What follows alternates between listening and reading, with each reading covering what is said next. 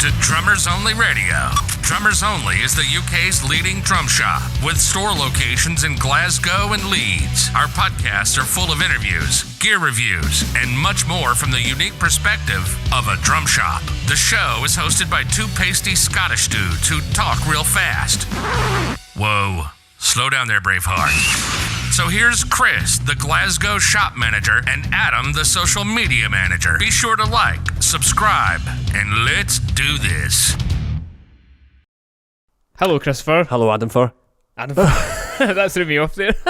Right, this is Drummers Only Radio, episode number 35. Yes. Quite potentially, and I don't mean any disrespect to any previous guests, probably the biggest guest we've had on the podcast. Yeah, I would say he's a fairly sizable catch. Yes. I'll let you. Oh man, Yeah. I feel honoured. So, ladies and gentlemen, we have, as you can tell by the title of this, we have the one and only Todd Sucherman on the podcast today. What a guy. Yeah, Todd's been a friend of ours for a few years now, stretching back to around about 2008. We tried to get him in clinic. Back then, it didn't happen, but then we did, as you'll find out after much discussion, get him in clinic for 2014. I couldn't remember the date. I know, that's really awkward. I felt there, I was sitting there like, oh. Yeah, I'm not going to lie, I felt a bit flushed and a bit like... do your research, bro. Yeah, to be fair, we were both really excited. Yeah, so. And he confirmed the date later to be around about early November 2014. So we talked about a bunch of things. Obviously, we did talk about a lot of things, but we didn't talk about the things that you can easily look up online. Yeah, kind of thing. I think you and I were at pains to try and find questions that might be slightly different. Like, I think we all know what drumsticks he plays. They have his name on them. Which ones does he play by the way?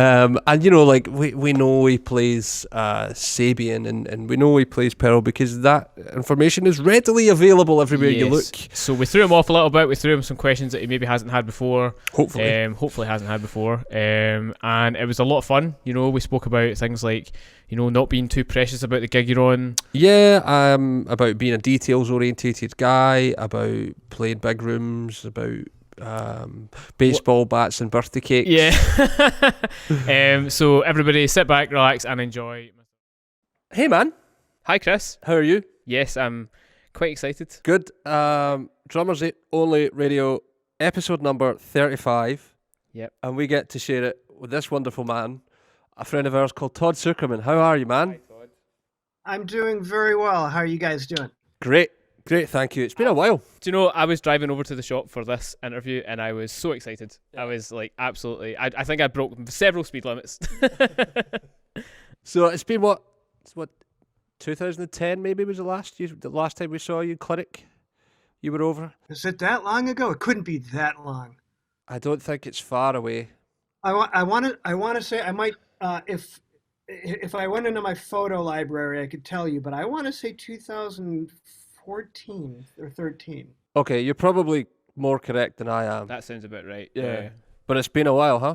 Yes. No. I remember that night for a bunch of reasons. I had a great time in Glasgow. You guys were great hosts. That was a fun night. The hotel was one of the coolest little boutique, this tiny little room with like crazy romantic lights and like red lights in the bathroom. I have a feeling you were in Malmaison.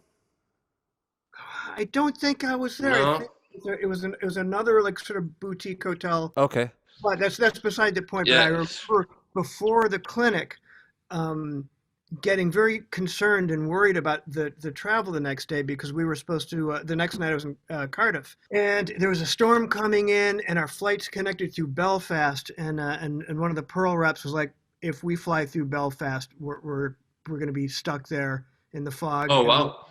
Forever. So we made the decision right before the clinic that we were going to drive from Glasgow super early in the morning, like 6 a.m. or something like that.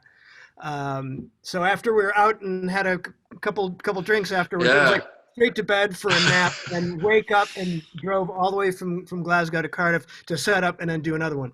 Yeah, it still goes down in the shop's annals as our favourite clinic ever put on.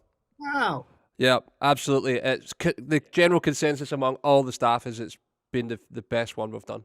Well, I mean, I remember it as a really, really fun night, even with all those things surrounding it. But I had a great time with you guys. Yeah, someone gave you a whiskey, do you remember?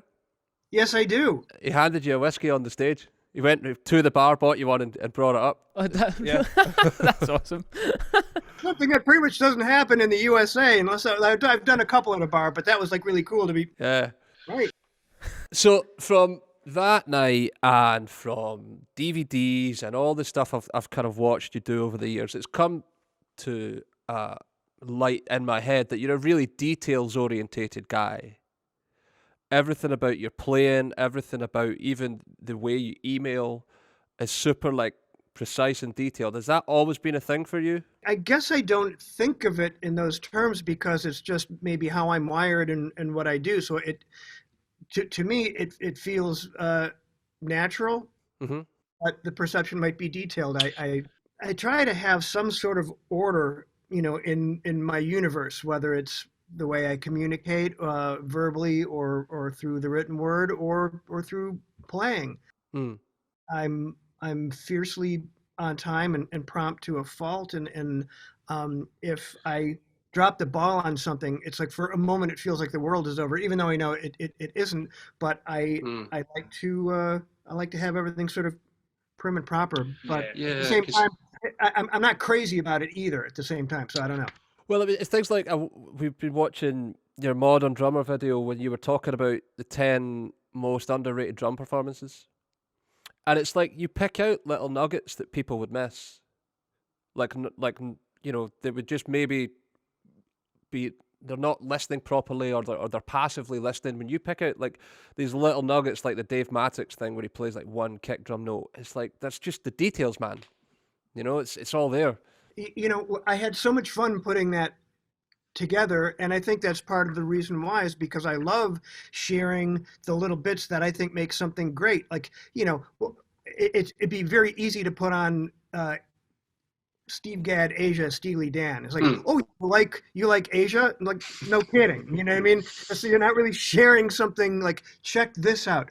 I mean, those things have been studied, ad nauseum. I mean, like, hey, here's Rosanna, Jeff Porcaro. You're like, of course.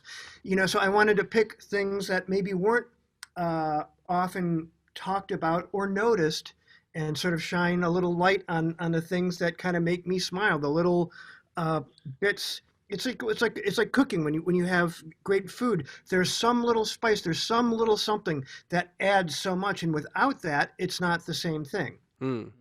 So how does that inform when you write parts?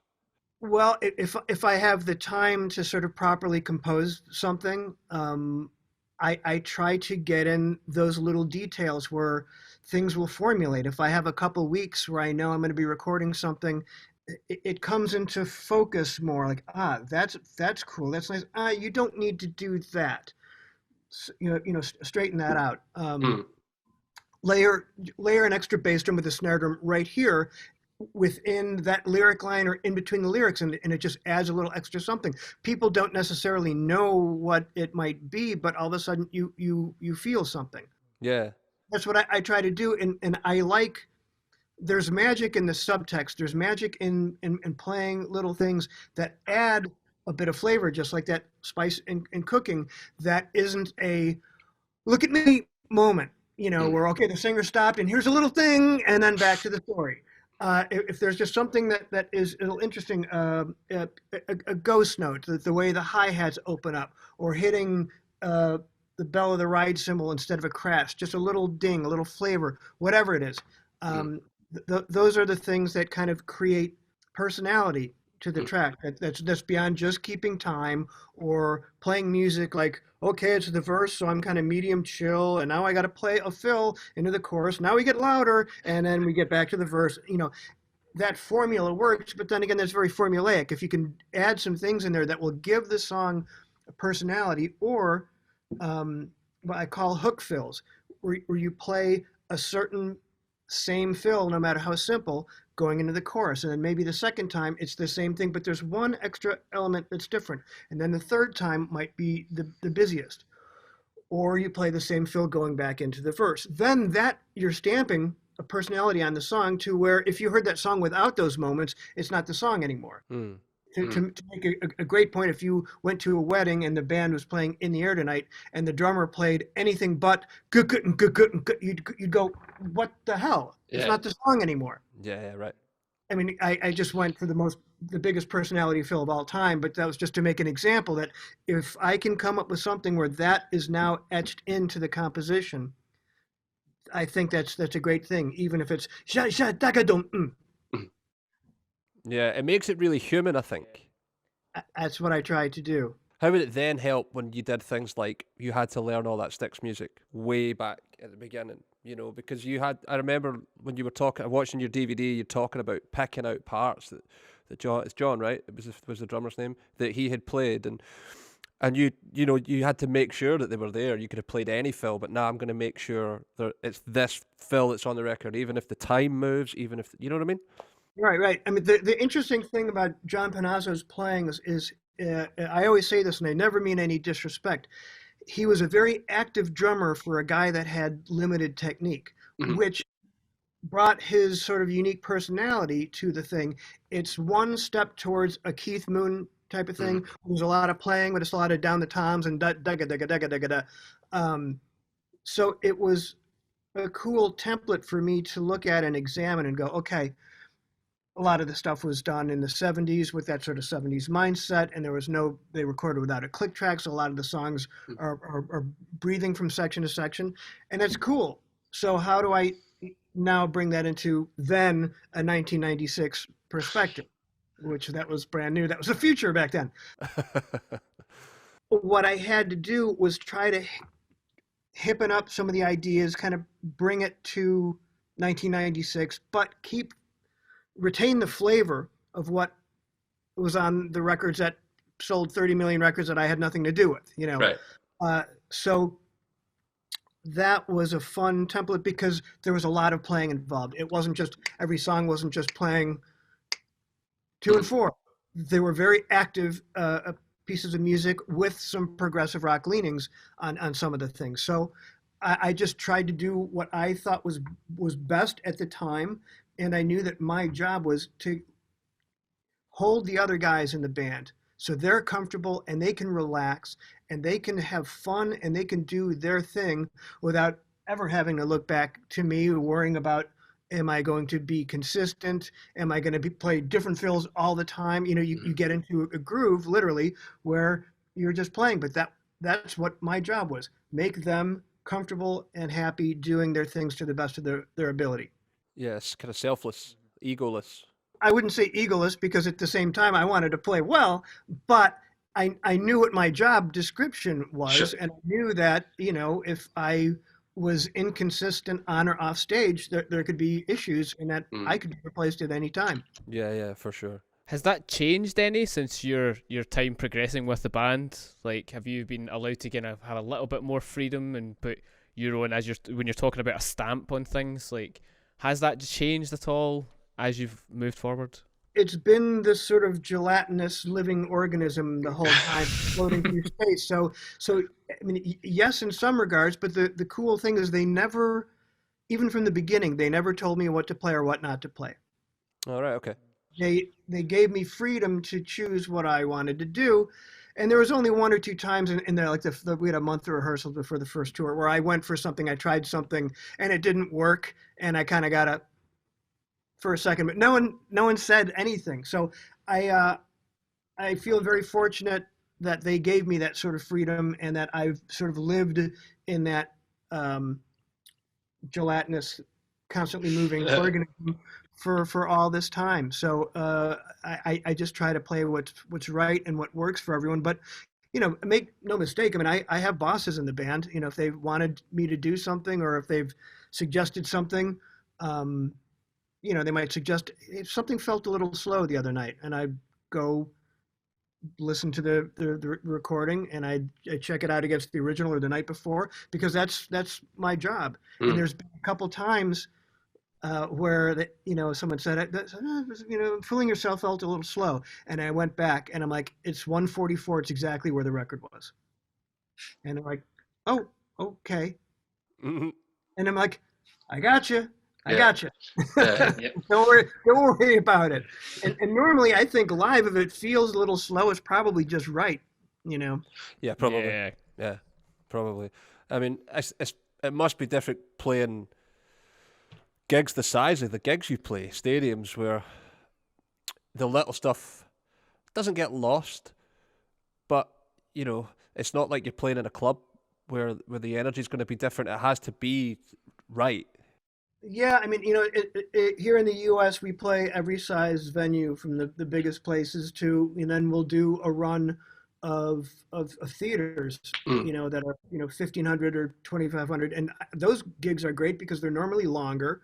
We can stretch out and play some of the deeper cuts, and it Mm. has that sense Mhm. of intimacy, and that I know that the sound is generally going to be better than what would be normally at an arena. So Mm. it's nice to have that variance, but at the same time, like if I'm playing a groove and there's some ghost notes and it's an arena, I know that quite possibly, depending on where someone's sitting, they might not be hearing that at all. But the groove would have a different swagger Yeah. if I weren't playing that. If I was just popping out 2 and 4, that would be a different vibe. Then the whole thing would feel a little different. Yeah, I guess you still have to play it for you at times, right? You know? Uh, yeah, well, but I'll use that to also help subdivide the time, or if I Yeah. want to get something just like a touch of a swing, Mm. that is going to affect the placement of the bass drum and the snare drum. It might affect how someone else is playing the thing. That happens all together collectively. Again, cooking. Yeah. So I was going to ask you, obviously, 2020 has not been everyone's year, I guess, is probably the polite way to put it. But this year you also released some of your own music, of course, with The Left Flight Home. So what I wanted to ask you was, you know, just kind of off that, you know, when you're so used to playing with Styx and having to kind of, you know, bring someone else's voice to life, at least at the beginning, how do you go about writing your own music? Do you start, 'cause I know a lot of drummers start from obviously the drums, you know, how do you start, and then what's your kind of approach to writing? I have to give total credit to J.K. Harrison, who's my collaborator on Last Flight Home. I mean, I write in a collaborative way. I'm not, sitting on the beach with an acoustic guitar, and I've never had that ability, but I can collaborate with someone, or a group of people, and I love doing that. So I kind of have to back up for a moment, because the way this record came into fruition was kind of a magical fluke.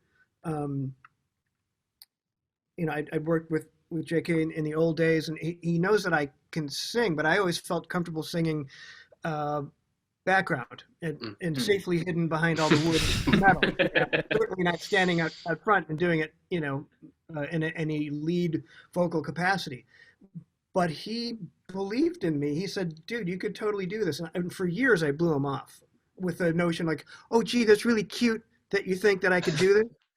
It's the way that, like a little kid wants to be an astronaut or something. Like, "Gee, I wish I could get on a rocket. It'd be fun to do my own record like that." But I never gave it any serious thought. And he kept after me, and he was very tenacious and kind of hitting me and then kind of giving me space and then hitting me again and giving me space and then bringing it up again. And one day, my wife Taylor sang in Brian Wilson's band for 12 years, and she's a brilliant singer. And we were listening to Elbow, Little Fiction's record, and Kindling came on, and just randomly she said, "You'd sound great singing this. If you ever do something, you should cover this." And I thought, God, that was a very uncharacteristic thing for her to say out of the blue. And right at that same week, JK hit me up again, and I was going to be out in Los Angeles for like 10 days or something, and I had a few nights off and I had a few days off. So I thought, okay, what the hell? Let's get together. At least I'll be hanging out with my pal. We'll have a few drinks. We'll have a few laughs. We'll see what happens. And working with a guy like him, I have to give him credit that he has demos and nuggets and ideas and charcoal sketches of songs, and it's like walking through a museum of stuff, and like, oh, dude, this is great. Well, let's take this and Mm. let's work on this. And I like this bit. Or hey, this would be cool. Let's slow that down a little bit, or let's change this lyric. So I really had a head start. It was like walking through a it was like walking through an automobile place with different cars, and they're just throwing me the keys. It was great. And by the second night, we wrote the song "Last Flight Home" in a lightning round, 20 minutes back and forth. He was just at the piano. He started playing the beginning, which sort of sounded like a Coldplay type of thing, for lack of phrase. And they had this melancholy thing, and I just started writing lyrics about being stranded in airports and trying to get home, which sounds hilarious now. Never thought I'd miss the airport experience. What's an airport? That was part of the thing is I would, it always seems like I could fly out to begin a run or fly somewhere fine, but getting home was impossible. Long story short, we wrote the song basically as it is in about 20 minutes. And it was one of those experiences where, gee, isn't songwriting fun? You know, if it was always that way, as opposed to the other times you're just sitting there like this for 2 hours. Again, it was really him that he believed in me, he encouraged me, he produced me, and he taught me how to sing on the job. And it's something that I never thought I would do. I never thought I'd have the guts to do. And as soon as I realized, holy smokes, this is, am I really going to do this? I became just still with fear, just absolutely terrified. And I thought, yes, this is where I need to be. Do something that scares you this much, rather than putting together some sort of fusion album that has gut, drums. Yeah, right. Like, the hardest thing to me in the world is to write a melody and have a lyrical content that tells a story, and then make it believable behind it. So that became the goal. That was the mountain to climb with this, where I wanted to have every song, every section, every note that I could stand behind and go, yep, I stand behind this. And have nothing where I would play it for somewhere I'd go, this part, I hate this part. That if there's anything that made me squirm or made me feel like that, it had to go. Ruthless. Yeah. Did you? Sorry. No, what I was going to say was, like, just, you're totally right, because even when I first listened to it, I kind of expected a fusion-y type vibe, you know. Surprise! I know, but I was pleasantly surprised, though. That's what I was going to say. Like, you know, there's ballads in there, there's kind of your upbeat kind of rock numbers in there still, you know, but like there's a real kind of personality about the album that's not just like, oh, look at what time signature I can play in, or check out this out, or check this cool fusion lick, or whatever, you know. It's a really nice listen. And me and Chris were talking about it, like, you can hear influences in there, you can hear the Beatles in there, you can hear, you know, a lot of what influences you as a musician in that album, you know. It's not just like to paraphrase like a jazz wanky kind ofness, or like a fusion totally. Kind of, like, you know what I mean. I watched the video for Sacred Book of Favourite, and even the way you play is totally different. Like, you play the song, it looks like you've decided on a vibe and that's how you want to play it. Is that in the ballpark? Yeah, I mean, with that song, which by the way, the actual title, here's a very big lesson that I learned on this. The actual title of the song is Sacred Book of Favorite Days, but when it came back from the mastering, the masterer had left out the word days. No. And on the file, there's, like, you know, 17 numbers and a code, and then the title, and I never bothered to scroll through, so that went to, like, the digital press and everything. So read your files when it comes back to the masterer. Well, never stop learning. So Sacred Book of Favorite Days actually came from so I think it was the last time I dabbled in psychedelics, which would have been in the early 90s. And I came up with that phrase, and I remembered it, and I thought, that's going to end up in a song somewhere, somehow, sometime. So being that it had that psychedelic genesis, so to speak, we turned the lyrics into more of a romantic notion, but there's still the psychedelic trippiness about it. So Yeah, I was definitely thinking, Ringo or Bevan or Dave Maddox with XTC, Mm. that type of thing. It's like you just see you switch to play match and things. It's just little things like that. Again, the details for me, it's just like it's all there. Well, that to me, when I'm trying to evoke that sort of spirit, that feels natural to play that way. And the way Mm. the fills lope, Yeah. it has that sort of feel. If I was thinking Stuart Copeland or something, I probably would have been traditional. Yeah. But it was a different vibe on that song, and it's sizzle cymbals and big oceanic long crashes that blasted over the bar line and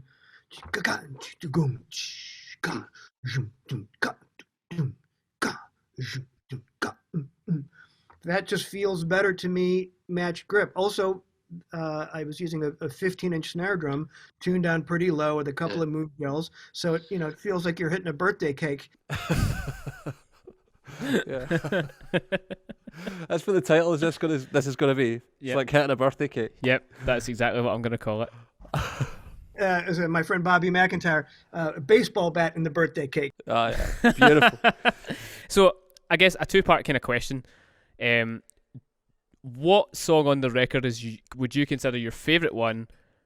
But separately, what song has your favourite session story? So if they're the same song, then it's not a very long two-part question. But I think the way we did the record, where I did a couple vocal bits here, and I did all the drums here, but everything else was done in Los Angeles.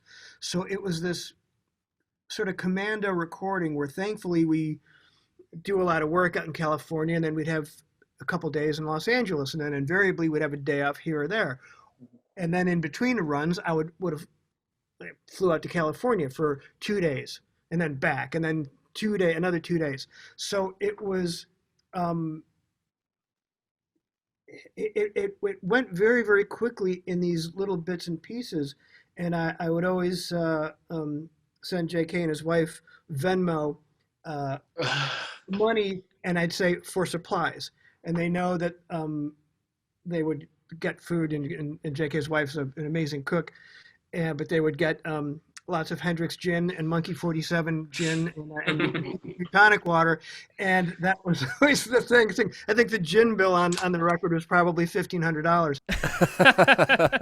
That was always fun to do that, and then we'd work until we couldn't work anymore, and then we'd have a couple drinks, listen to what we did, and then I'd get in an Uber back to the hotel. So the whole thing was a whirlwind in the middle of touring with Styx, in the middle of also doing master classes and drum clinics, and then coming home and trying to be a husband and a father. So it was just this tumultuous brew of all these different projects. So I don't know if there's a particular story other than after after doing one particular song, I think it was Ad Lib Everything. It came back the next day and listened to it, and that was the moment where I thought, I'm sorry, I've wasted all of our time. We cannot release this. And then Jake would be like, okay, now listen, this is good.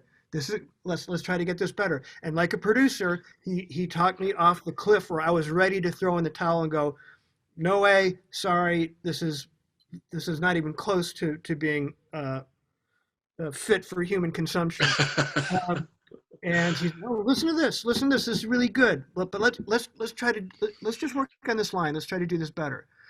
And he would teach me how to sing by stressing vowels, or he'd bring up, think about Sting or Peter Gabriel or whomever at this line, and then he'd teach me how to do it, and then he'd say, okay, now mean it, and connect that with all the other lines. Now sing from here, not from here. So he literally taught me how to do it on the job. As any good producer can take something that's, okay, and then make it good, and then make it better, and hopefully make it as good as possible. So that was really the learning experience for me. And then the drums were actually some of the last thing to go down on the record. And one thing that I learned is, again, I think with Ad Lib Everything is a song at 6/8, and I thought, oh, there's a couple little moments and big breaks between vocal lines, and I love playing in 6/8, and I thought in my mind, this type of thing would be cool there. This would be cool there. And then when I went to record it, it sucked. Absolutely, it ruined the vibe of the song from a drummer's perspective. Like, oh, there's a little nifty little thing here. But then when I listen to the story of the song, and I'm listening to to the guy, I'm removing myself. I'm listening to the guy singing the song, telling a story, and then all of a sudden it was that, hey, here's the drums, and then back. You were saying, go on. So I had to immediately go. I had to stop, recognize this. This does not work. Simplify it, or don't play anything. If you really don't have anything to say, don't say anything, or just do a simple little thing. And so I did that, and the personality of the song was able to take a step forward as opposed to the musician in me. So, again, here I am at now 51, and as much as I like to think that I want to play for the song, and I wish to play for the song, that even the drummer in me wants to step around a castle of experience and go, hey, here I am, hello. Then you have to learn to go pick your moments even better. And maybe it's the fact that I am getting older and I'm hopefully maturing and my choices are getting better. But that was a big learning experience for me. Might sound like a silly question, but will that carry on in your session career? And the reason I think it might sound like a silly question is because you've already got a career that is obviously quite successful. So you've obviously made a lot of the right choices for people along the way. But I feel like that's something that you will probably carry. Well, gather as you go. I intend to, take every experience and learning thing with me as I go. The weird thing about the times we live in now, someone, I'm recording 2 songs for a guy on Thursday, and he has faith that I'm just going to make the right decisions.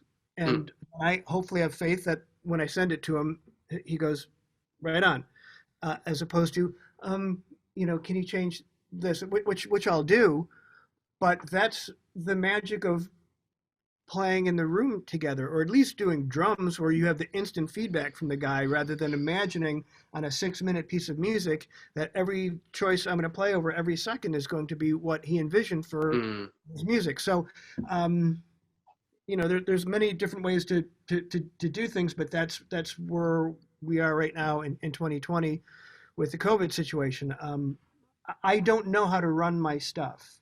I'm a little embarrassed to admit that, but it's true. If you wanted to pay me £1 million to record a single snare drum note on my rig, it would be my loss.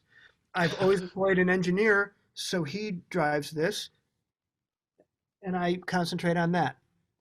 And I know even people who know how to work this stuff, how things don't work, and wait, what's going on?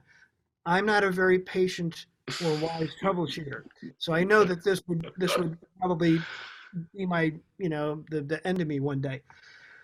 But we discovered audio movers listen to, which means my longtime engineer, J.R. Taylor, can drive my rig from the safety of his house, like with a screen sharing type of thing. We can invite other people in to listen in high resolution audio on a private link, and then we get on a Zoom call. And that's how we did what will be the next Styx record that I recorded here in June. We just got on a Zoom call, and then JR was running the stuff at Audio Movers. Tommy and Willa Vankovich were listening in their studios in Nashville, high-res audio, and they might say, can you play a crash in the middle of the second verse? Like, okay, JR, punch me in. Boom. Wow. That's bonkers. That's amazing. And it was 100% like issue free. I couldn't believe it. I kept waiting for when's the thing that's going to happen that's going to kill the whole day, but it is yet to happen at all. When we've I've done dozens and dozens of sessions here since then. Wow. So that'll be your future at the minute. Your future present. Sort of. Wow. You've got one more on that, haven't you? Well, I do. But I'm going to switch gears a little bit. Okay. Because obviously, much like we try and make an effort, I feel personally embarrassed by our pitiful attempt at a snare drum wall behind us. in comparison to just it's the drum sanctuary that it's Todd has provided us It's a with. pretty strange day when a drummer has a better snare wall than a drum shop. Well, it's a different one. I mean, there's a lot of one of a kinds in here and a lot of special things. They're all Adam's going to put you on the spot, man. everyone's got a story. I think you might regret those words considering the question that's coming up, because I mean, you have like a collection of what, over 100 or something? There's about, I think, 116 snare drums in here, 11 kits, and a whole stack of cymbals over there. Wow. If you could pick a top 5 out of those snare drums that you own. Oh, totally impossible. Everyone has a different vibe, and the way it feels when I hit it. It's impossible to go. I mean, I have ones that are certainly favorites for certain things. You want me to pick you up and take you on a little tour? I mean, if Hell yeah. you want, yeah, of course. Let's start at the beginning here. This would be, and I'm wearing my Slingerland T-shirt in honor. for these guys. This was my first drum kit. Wow. So this is a 1969, I want to say, rare 18-inch bass drum. I never knew until maybe 10, 15 years ago how rare a Slingerland 18-inch bass drum was. Wow. Take you over here to my second kit that was, sorry, the studio's a mess. I didn't know we'd be doing this. But I got this Sonarphonic kit in 1980. Wow. Now we're talking. Here is the main There we go. Pearl Masterworks kit. I just got this snare drum from Dave Maddox. This is a 50s Slingerland that matches my father's kit. Wow. Wow. What's the shell? But that I want to say it's like 3-ply maple mahogany. Right. This is the rig that I'm going to be using for Thursday's session with that snare drum, and well, at least on one of the songs, and Legacy Ride for a little more jazzier vibe. But yeah, over here, boy, what do we have?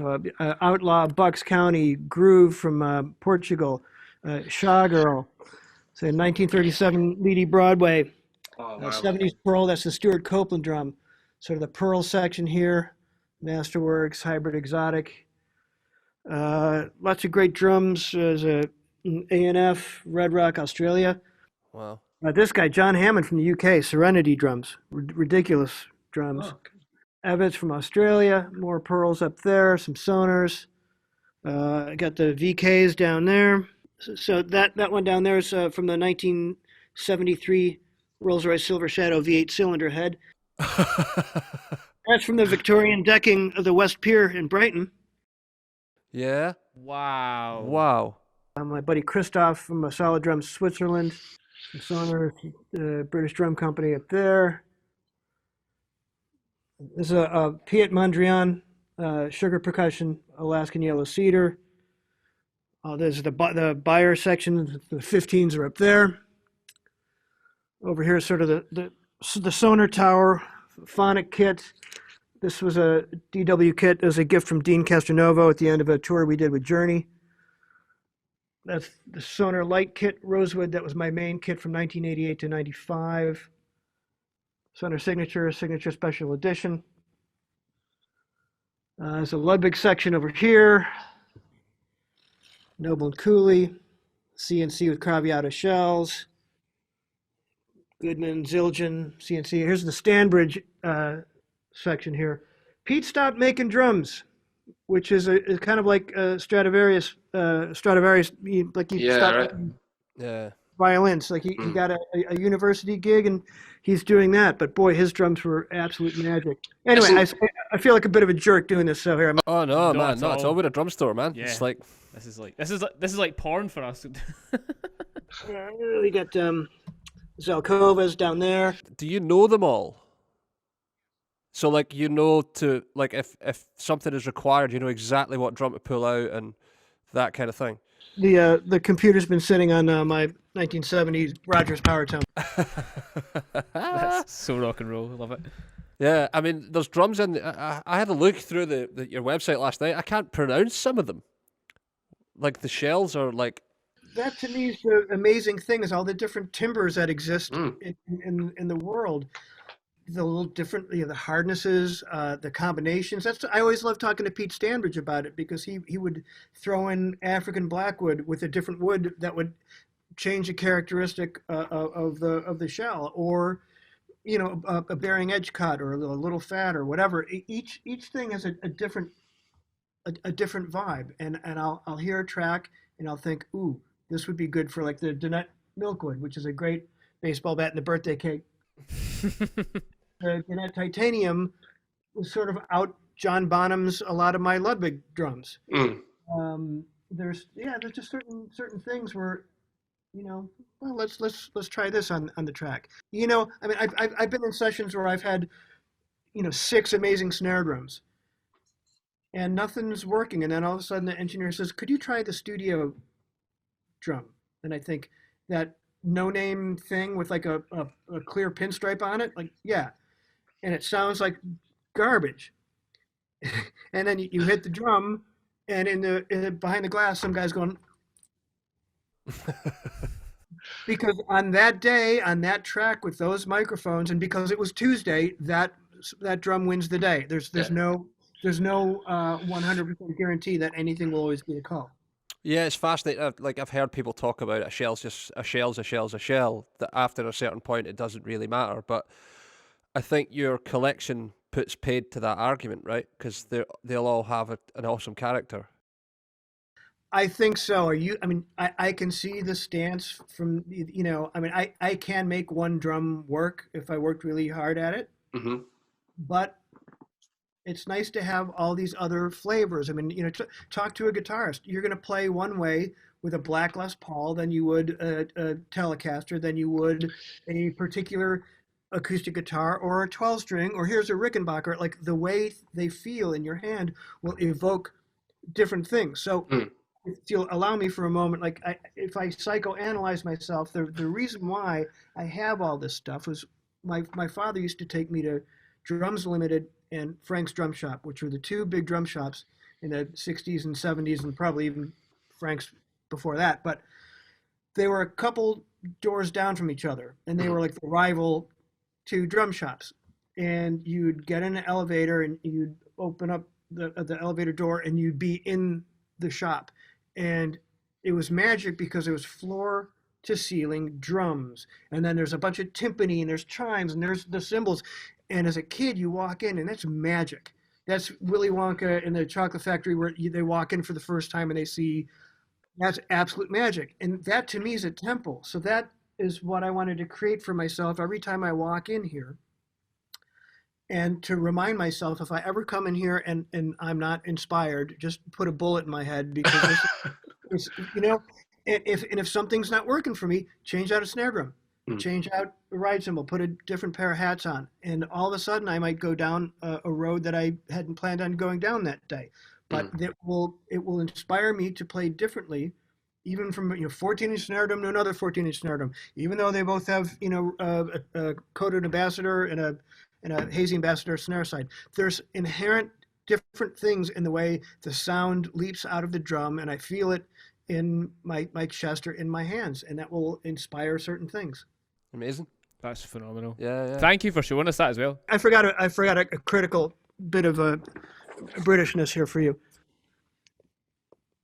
Oh, wow. Oh, there it is. Wow. This satisfies my Phil Collins and Keith Mooning all in one shot. Hell yeah. That's amazing. That's basically an octopus. That's 6 through 16 concert toms, 1978. Bass drums with the original heads, front and batter, 16/18 floor, matching snare, all sort of mint condition, lock fast hardware with the little mic stand, which I never realized how hip those were. Growing up in America, Premier was a bit of an exotic bird, and if you ever saw a Premier kit, you'd normally see like a 4-piece kit.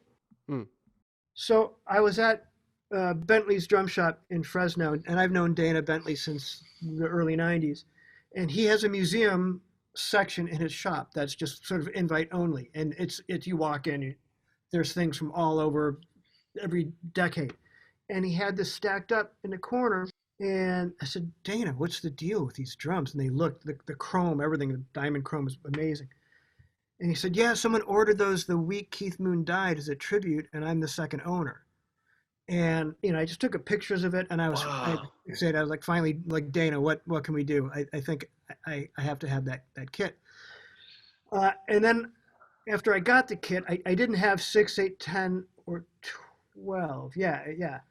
And I had dinner with Gavin Harrison when he was in town with King Crimson, and he said, "Oh, there's a guy in England named Mike Ellis. If you need anything, he'll find you. If you need a part for." So I wrote him. I said, "Hey, could you track me down? The high concert toms?" And he did, and and then boom, there we are. Wow, I bet it sounds amazing. It sounds incredible. Here's the funny thing: they sound acoustically terrible from sitting behind them. It's like you're hitting boxes that are like half timbales, half boxes. Put a couple microphones in front of them, like omnidirectional microphones, and you're Phil Collins. It sounds like it's like Abacab. They sound amazing. So I've had a lot of fun recording tom overdubs for some things. And as a matter of fact, on an invitation from Last Flight Home, that song to me had some like madrigal Genesis leanings, and I sort of stole Phil Collins' groove from Snowbound, which I'd never heard anyone play a groove like that. That was just kick and snare with tons of space in there that alludes to a 6/8, but it's not. It's a really cool thing. So I'm like, I'm stealing that. And then I thought, why, in for a penny, in for a pound. I went and I recorded the drum take again with a second snare drum, recording the kicks and all the toms, and we took the second performance and just lined it up with the first one. So every kick that you hear is the Pearl and the Premier. There's 2 different snares, and all the toms are the Premier and the Pearls together. Wow. That's phenomenal. That's amazing. Wow. Production ideas, man. We're hoovering production ideas. I know, totally. You design your masterwork stuff for your tours, right? Like if you've got a new tour, that's a pretty cool privilege, huh? Yes. It's the last kit that I did, which is still on the road. It was new in 2019. I was at 1919. That was in the works for a while because I was kind of turning 50, and it was going to be sort of like my 20th anniversary with Pearl. So we kind of went hog wild on a kit, and I used it for half a year, and then COVID hit. Yeah, right. I miss that. It's in a semi truck in Chicago. So what goes into that process for you? Because we obviously sell custom drums, right? We sell SQ2s, people can buy Masterworks, whatever you want, and it's all so specific. It's so specific to what every person wants. So what's the process? Is it designed, is it based on tour design, stage design, or is it just personal? It's just personal. And then whenever I've gotten a road kit from Pearl, it was Masterworks, I would use it for several years. It was never, I want a green kit this year, and next year I'm going to do a red kit. Yeah, right. I would tour probably between 5 and 7 years a single drum set. We do like 90 shows a year, so that's a lot of road wear on it. But with this kit, I fell in love with the Masterworks, the Maple Gum Studio Sonic Select. Yeah. I was in Nashville with some R&D with those guys, and as soon as I played that combination, they pulled me into their studio room where they had like 5 12-inch toms with this, 5 12-inch toms with that, 5 12-inch toms with this bearing edge cut, so you could sit in a room and they're all tuned the same with the same heads and kind of hear the difference. And to me, the Maple Gum was the winner, and I said, well, can we get in a kit? So, oh yeah, we have the kit. So they brought in the kit. And I was so blown away that I said, I know that we're talking about ordering a big Styx rig kit, but I need these shells at home in my recording studio. So it became sort of a double order. So I actually got this one in 2018, but the Styx rig didn't debut, I think, until May of last year. Amazing. So yeah, I mean, with that kit is the same shells. We picked a particular fade. They did a TS logo based on the Styx logo with the Styx T and the S in rose gold leaf on the shell under the lacquer. All the hardware on the drums is rose gold, and they did rose gold on the inside of the shells, like all the washers in the drum. Wow. Oh wow. So that kind of pops with the sort of the dark cinnamon stain through the clear heads under the light. So it's just one of those things where I wanted to look at that and go like, I get to play these drums. You know, they're Yeah. amazing sounding and amazing looking, one of a kind drums. Yeah, absolutely. So that would be the only kit in the world of that. Yeah, that combination. That's amazing. That's amazing. Yeah, they are pretty sexy. Yeah, I mean, like, we found a video of, I think, I wasn't sure if it was yourself who put it up or Peril who put it up, but it was you playing them for the first time, and you can even just see, like, the joy in your face when you're playing those drums, you know? It's like, wow, these are, hell yeah! You know, like, it's amazing. No, they were and still are completely fantastic, and it's a rainbow of sounds that come out that I can feel in the hands. Yeah, those brands just really know how to do it. They just sound incredible, you know. I think they ship that with the die cast hoops, but I really prefer the triple flanged. I think they open up the drum quite a bit more, and I think if you're a fan of like the sonarphonic type of thing, those are very much in that sort of direction. The way that feels, and you know, you hit a floor tom, you're like you just killed like an anthill over there. Yeah, it just growls back at you. Yeah. They are very beautiful. Yeah. It's funny you mentioned, you know, you're talking about high-end Peril drums, and the guys in here, I unfortunately wasn't at the first time, or the clinic that you did here in 2014, which, was it 2014? It was, yeah, or something around that kind of time. Somewhere around there. Yeah. It was 1919. Yeah, it was the before time, yeah.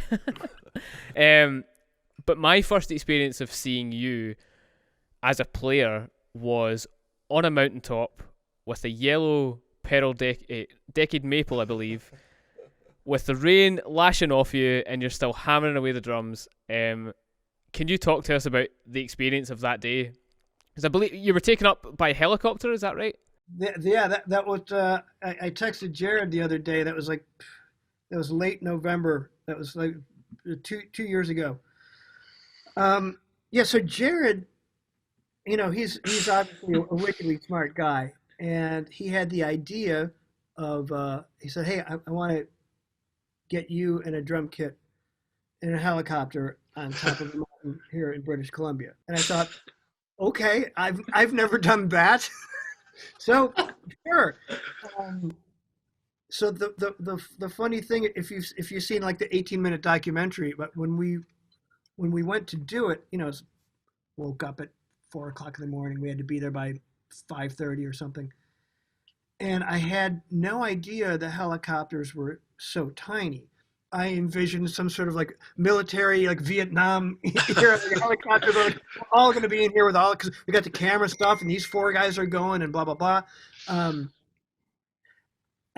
then when we showed up, I thought, how are we going to fit into this thing? So we had to take off the hoops and the heads of the bass drum to even be able to fit it in the helicopter door. We had all this stuff. I mean, I have pictures, personal pictures, where we're all crammed in, and some down here, and there's like some stand that's holding cameras over here, and everyone's just 2 helicopters were just loaded in here. And the day that Jared wanted to do it, I was going to be in the Vancouver area for one more day. And that was supposed to be a sunny, nice day. But the day Jared wanted to do it, it was supposed to be freezing cold and rainy. And he goes, yeah, we got to do it that day. I'm like, it looks like a nice day after that. Why don't we do it then? And he goes, no. He wanted to show the drummer's plight of the crap that we go through as drummers. He wanted to illustrate the things that we do, like, you know, when you're a drummer, you have to buy a certain car. Is it going to fit your gear? Where are you going to live? Can you play in your place? Do you have to rent? You know what I mean? All the things that every drummer has to face. We're the first ones normally at the gig, and we're to show up, and we're the last ones to leave. And then we maybe can't go to the after party because we got a car full of drums and we don't want to get our drums stolen. So we go home and we miss the party. Like there's the things that we go through collectively in the brotherhood and sisterhood of being a drummer. And he equated that to cold as hell, rainy and wet, alone on a mountain.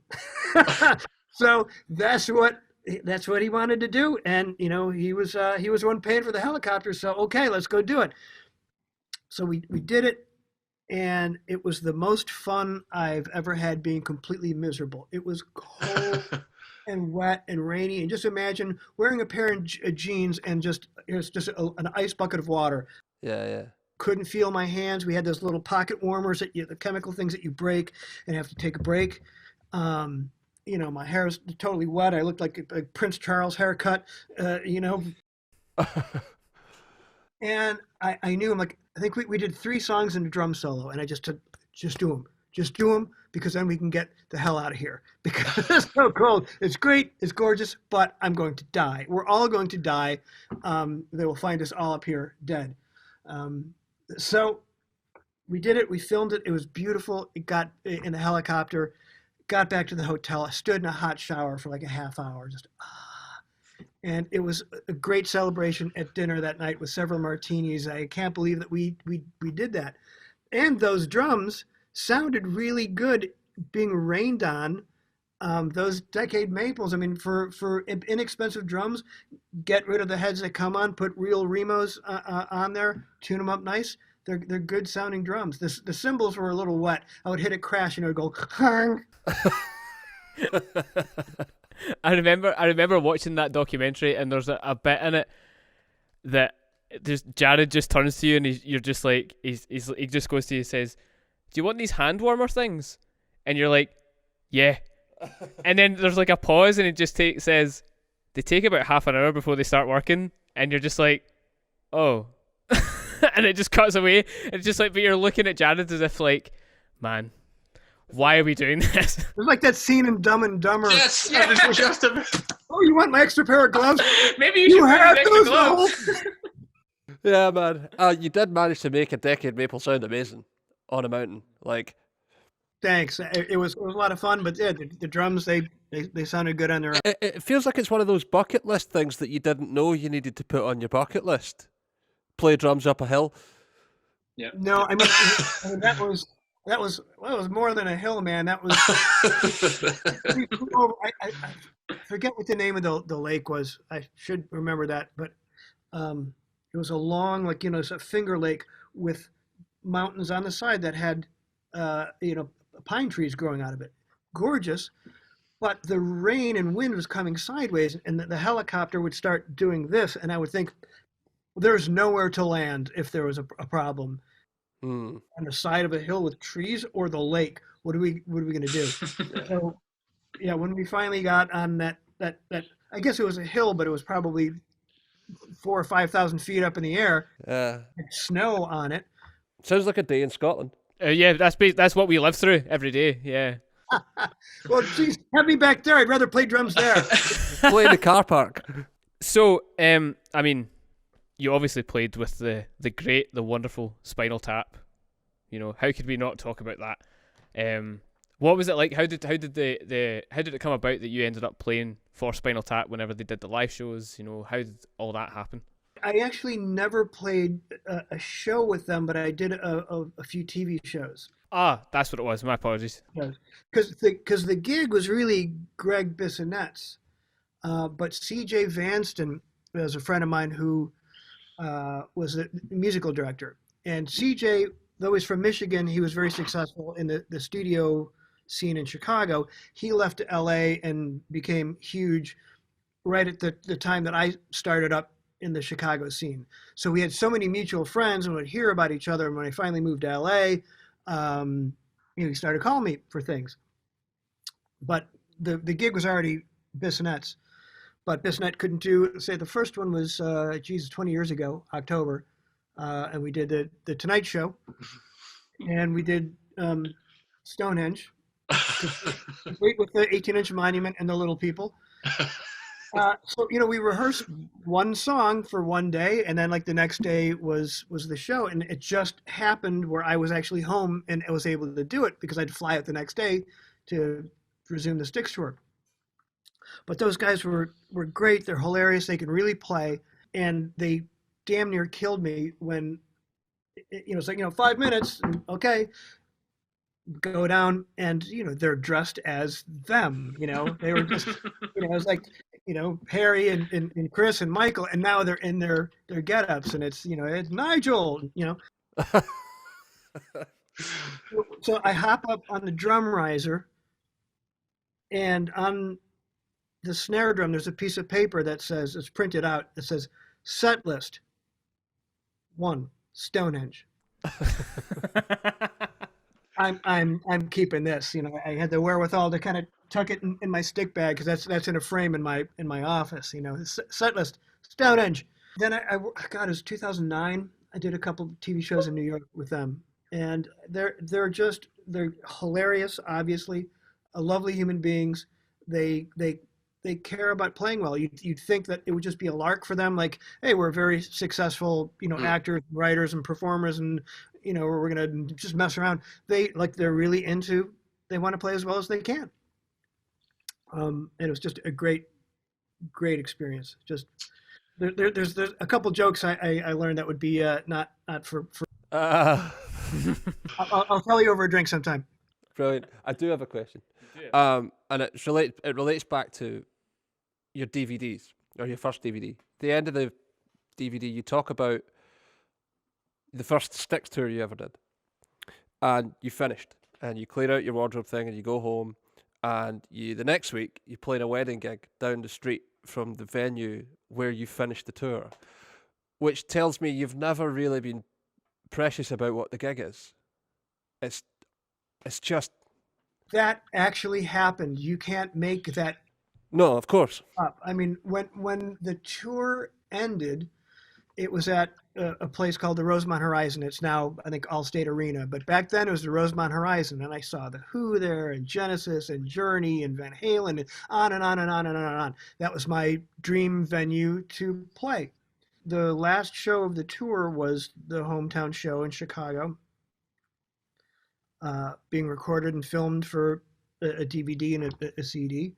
So there's a lot of pressure, a giant guest list, and everything after the show. And when I said goodbye to everybody and then went to the dressing room to clear out my stuff, I knew the gear was going to be delivered, but as I said goodbye to the guys in the band, I firmly believed I'd never see any of those guys again. There was a reunion tour, and maybe, but I thought there's a very good chance I'm never going to see these people or the people in the crew again. Said goodbye. I had a Toyota Camry back then. I threw my stuff in my Toyota. I drove home to my apartment in Lincoln Park that I had at the time. And it was like being gone for 4 months for one long gig. Like, the feeling when you get home from a gig and it's 3:00 in the morning. It felt like that, except I was gone from, May 15th to September 22nd. And I walked in with all my stuff, and I just thought, did that just happen? Then it's like, okay, now back to real life. The very next weekend, I was playing at a place called Cafe La Cave down on Mannheim Road, like 2 blocks down from the Rosemont Horizon. And I loaded in my stuff through the kitchen, wearing a tuxedo, set up the drums.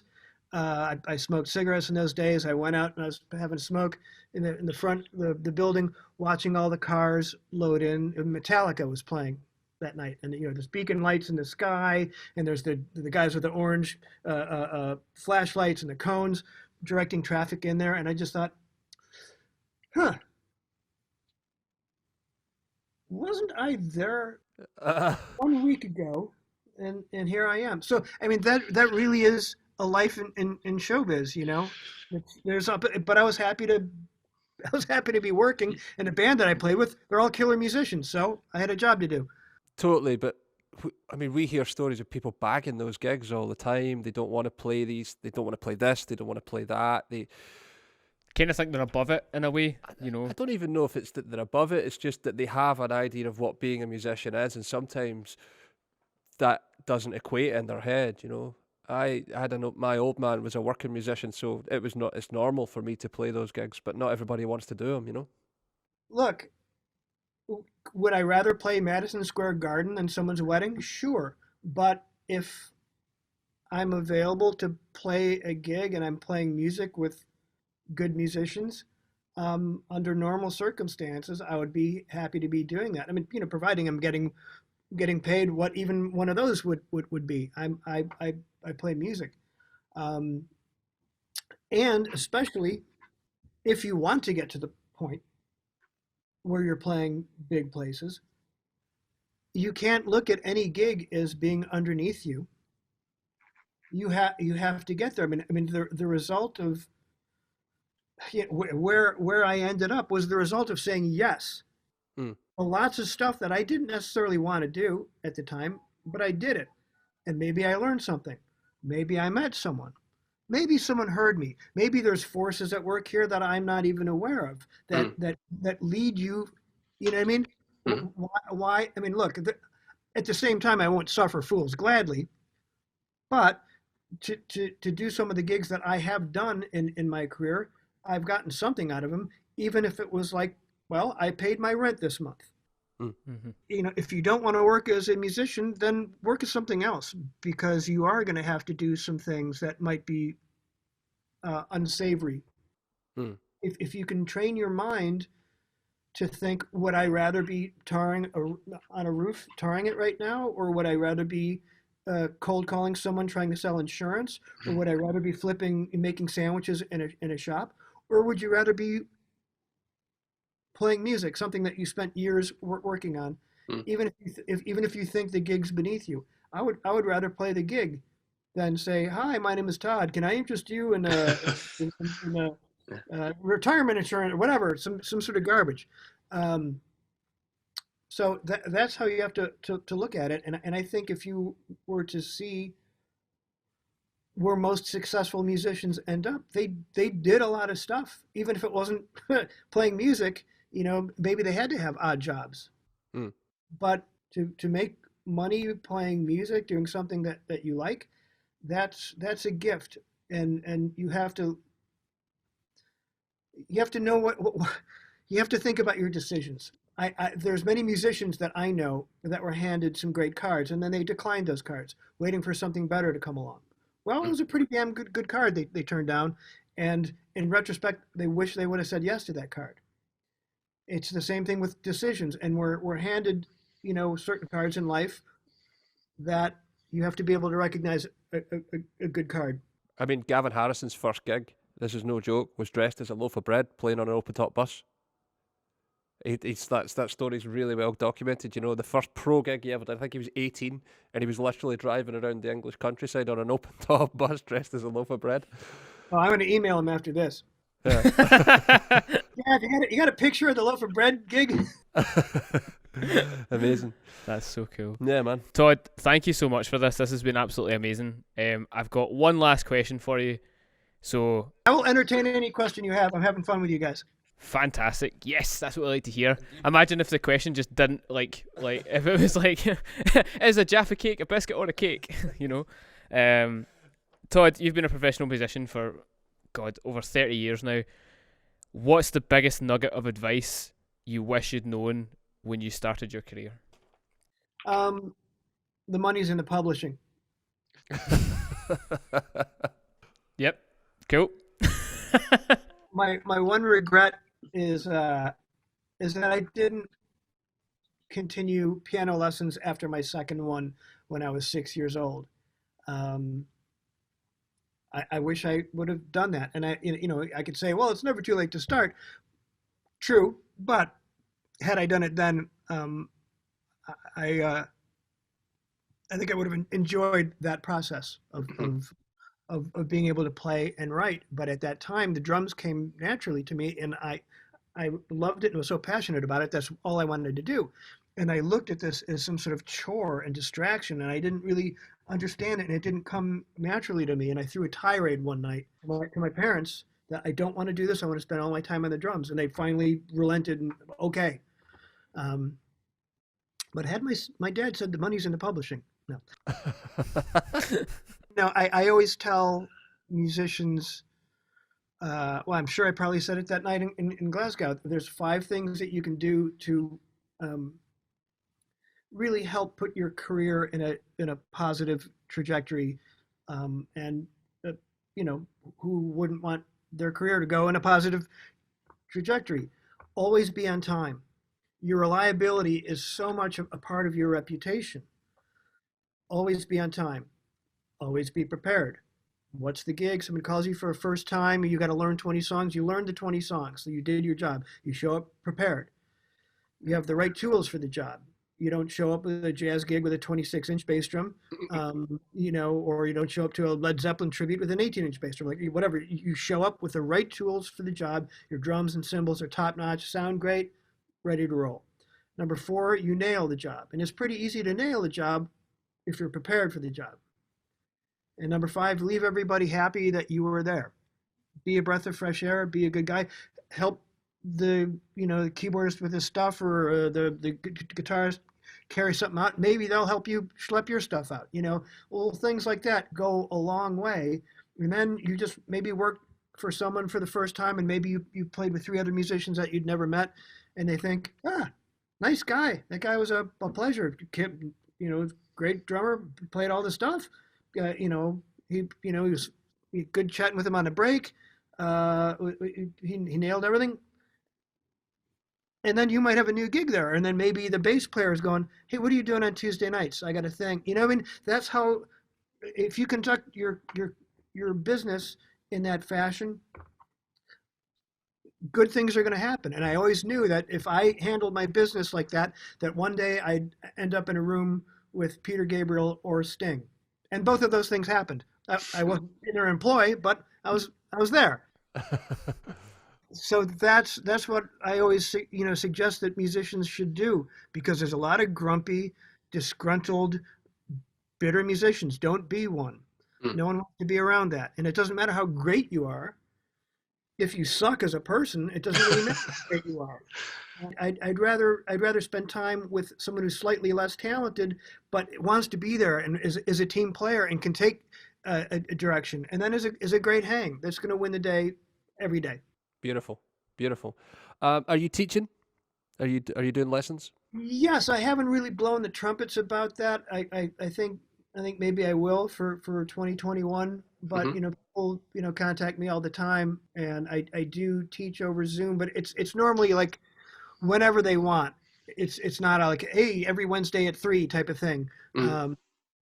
So it's very much on like a consultation type of thing, where we'll have a lesson, and I'll try to help spur someone in a direction, give them some ideas, and if they want another lesson down the road, they'll hit me up. So if someone wanted to find you, where could they find you? I've been right here since March 13th. My website, toddsucherman.com, or on Facebook or Instagram. Just your name? Nothing? I think so. Okay. Great. I don't know what I'm called on social media. I don't know.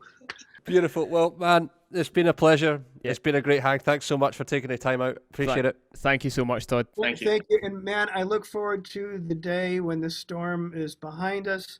I look forward to brighter days, and I look forward to coming over to the UK, maybe doing a clinic and a masterclass with you guys. Absolutely. Anytime. And then having a whole bunch of drinks where I don't have to wake up at 6 o'clock in the morning the next day.